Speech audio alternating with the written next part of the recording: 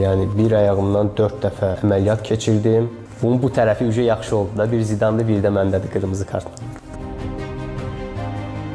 Vüqar Mustafayev kimdir? Çalışqan, işinə məsuliyyətli yanaşan, xarakterli birisi.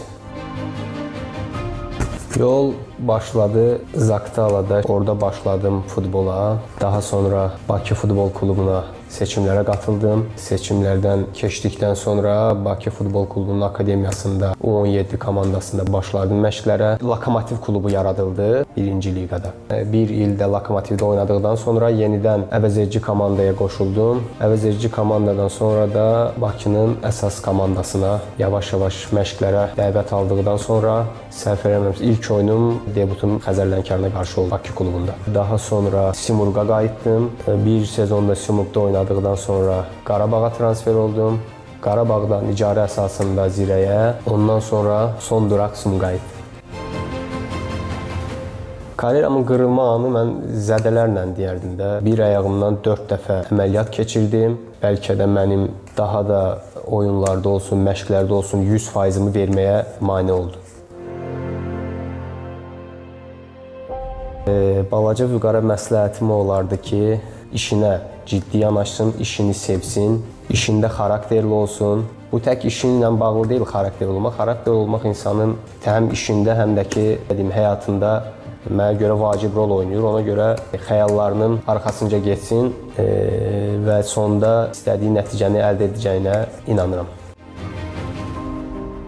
Mən də uşaqlıq vaxtı arzularım idi, xəyallarım idi professional futbolçu olmaq. Amma heç vaxt bəlkə də ağlıma gəlməzdi. Mən uşaq vaxtı rayonda olanda bizim Premyer Liqaya baxırdım. Orada Elvin Məmmədov, Cavid Hüseynov, Aqil Nəbiyev, milli komandada oynayan oyunçuların adları yadıma düşür. Sonra Əfran İsmailov, Aqil Məmmədov qapıcı, Kamran Ağayev, onlara baxırdım. Necə deyim, ağlıma gəlməzdi ki, yəni mən də onlar kimi belə deyim professional futbolçu olacağam, amma istəyim o idi.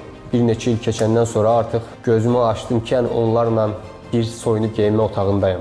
Bir yerdə məşqə çıxıram və bir müddət keçəndən sonra artıq onlarla bir meydandaydım. Xarakterli adam üçün yəni o qədər də çətin deyil kapitan olmaq. Kapitana yəni sözünü deyirlər ki, bəs uşaqlara deyin, yığışsınlar, daha yaxşı olsunlar. Bu mənada biraz çətinliyi var.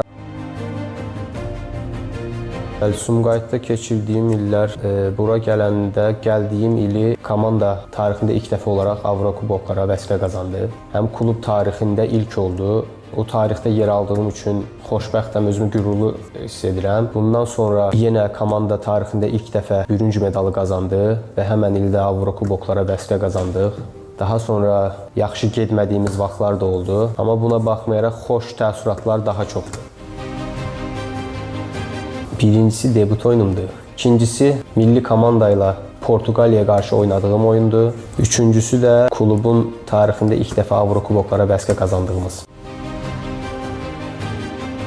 Dediyim kimi, əlbəttə 30 yaşında belə deyim, futbolçunun özünü yaxşı, rahat hiss elədiyi bir yaş dövrüdür. Həm təcrübə ilə oynayırsan, həm komanda içində bir böyüklüyün olur, belə lori dilə desək, ağsaqqallıq rolunda olursan. Amma keçirdiyim əməliyyatlar dizimdə artıq mənə mane olurdu. Son illər demək olar ki, ağrı kəsicilər də mən oynayırdım. Qərara gəldim ki, yəni futboldan önəmli şeylər var həyatda, onlardan biri də can sağlığıdır. Onun üçün belə qərara gəldim ki, karyeramı başa vurum, amma bəli, erkəndir. Belə fikirləşməzdim ki, yəni mən 30 yaşında karyeramı başa vuraram.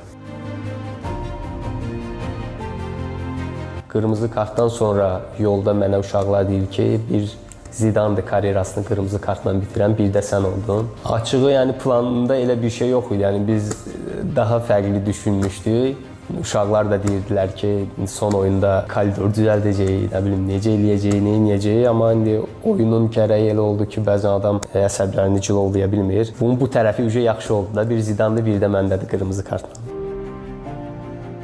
Ən çox darıxacağım şey komandanın geyinib soyunma otağındakı o atmosfer. Yəni mən onun üçün darıxacam deyə bilərəm.